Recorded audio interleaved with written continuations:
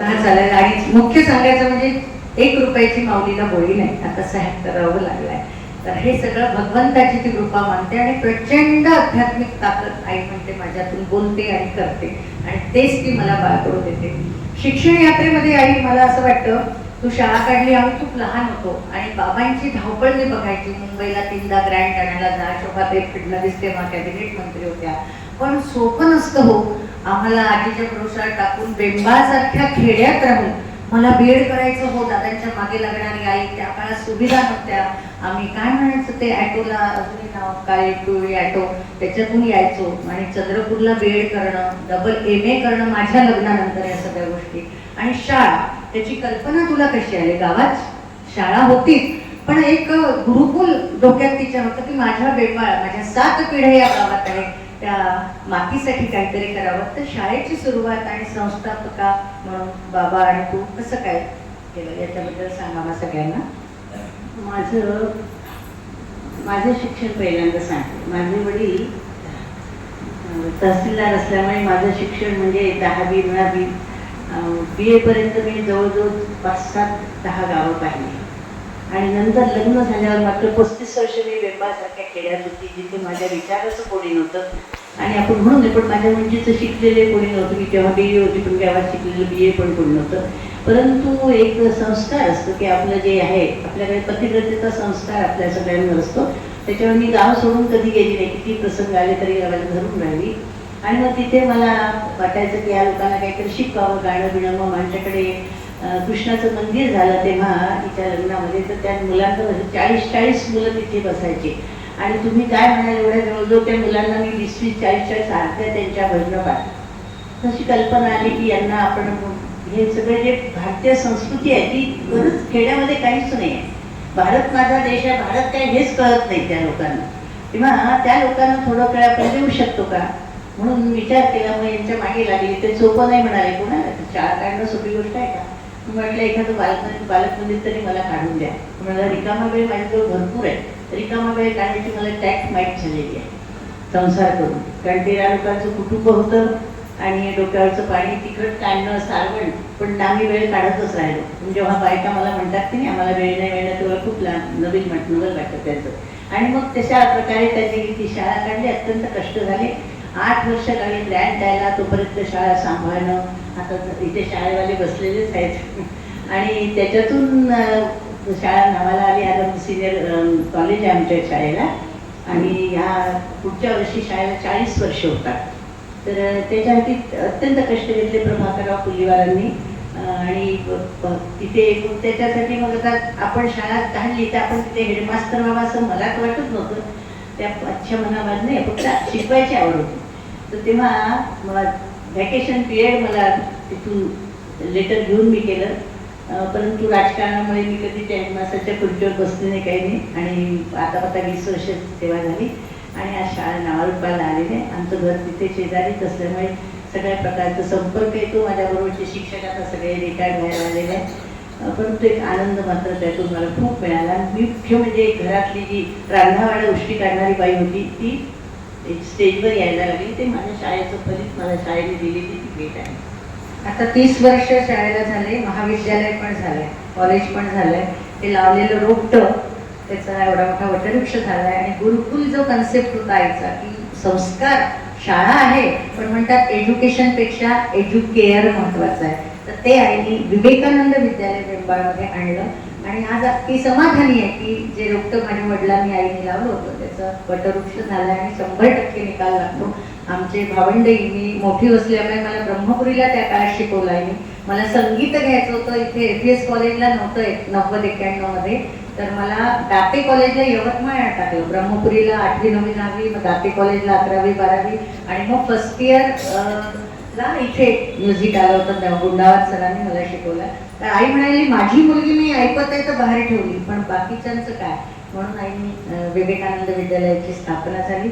अतिशय गोड प्रवास. आज तिचे विद्यार्थी येणार होते खेड्यावरून, पण आई त्याच्याबद्दल काय सांगशील? कोण विद्यार्थी घडले आणि काय करशील थोडक्यात सांग. आता खेड्यातलं होतं म्हणजे काही अत्यंत म्हणजे आमचं तिथे नावाजलेली माझी शाळा. आम्ही जवळजवळ गणपती मंडळाचं तेव्हा ते शाळेचे परीक्षेचे दिवस होते, परीक्षा पटकन घेऊन घ्यायचे आणि जवळजवळ 60 स्पर्धा मी घ्यायची. 2-4 वर्ग होते, पण प्रत्येकाला त्याच्यात त्यांनी भाग घेतला पाहिजे. गणपती मांडायचं तर आम्ही मुठभर डाळ आणि वाटीभर तांदूळ आणि 4 आणे अशी आमची वर्गणी होती. अशा शाळेमध्ये आपण ती शाळेसाठी माझ्या कोणी मैत्रिणी जेव्हा आमच्या गावात पाहायला येतात तेव्हा शाळेचं फार कौतुक व्हायचं. आता ही शाळा तशीच आहे. माझ्या आंबेडकरांचे जे शिक्षक आहेत ते अजूनही शाळेमध्ये तसाच संस्कार आहे. एक संस्कारी शाळा असावी अशी इच्छा होती.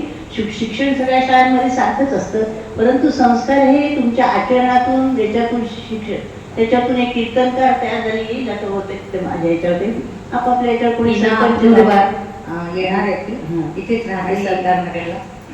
आणि छान छान प्रसंग शाळेमध्ये, गरिबीची शाळा असल्यामुळे वेगवेगळे प्रसंग. एकदा काय झालं की मी शाळेमध्ये सकाळची शाळा होती, शुक्रवारी सकाळची शाळा राहायची. मी स्वेटर घालून शाळेमध्ये गेली आणि तिथे जरा कोर्स मागे पडला होता, तर चला म्हटलं आपण पुस्तकं काढा. आपण ना तुम्ही मराठी आणि इतिहास घेत होती, दोन्ही याच्यात मी MA केलेलं आहे. तर तो एक जण मुलगा म्हणाला आम्ही नाही बसत म्हणे बाहेर, म्हणे आम्हाला बाहेर बसू म्हणे आपण सगळे उन्हामध्ये. मी म्हटलं बाकीचे वर्ग बसले, आपलं शिकवणं होणार नाही, आपण आपल्या वर्गात बसू. म्हणजे तुमच्या अंगात स्वेटर आहे.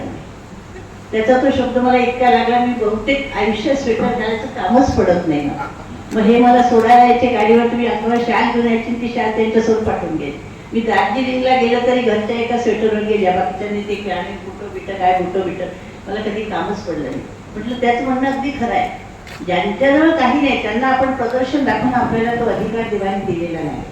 आणि म्हणून मला स्वेटरचं कामच पडत नाही. आता एवढी थंडी यावर्षी किती होती, मी स्वेटर घातली. तिने स्वेटर घातलं नाही. ही डिसेंबर पासून माझ्याकडे आहे. तिला म्हटलं शाल नाही, मला थंडीच वाजत नाही. त्या मुलाचं उदाहरण तिने मला तेव्हा सांगितलं.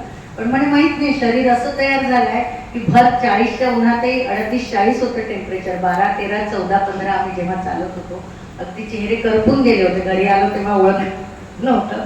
आणि दादा म्हणाला 8 दिवसात यायचं, जरा ठीकठाक होऊन या तब्येतीने.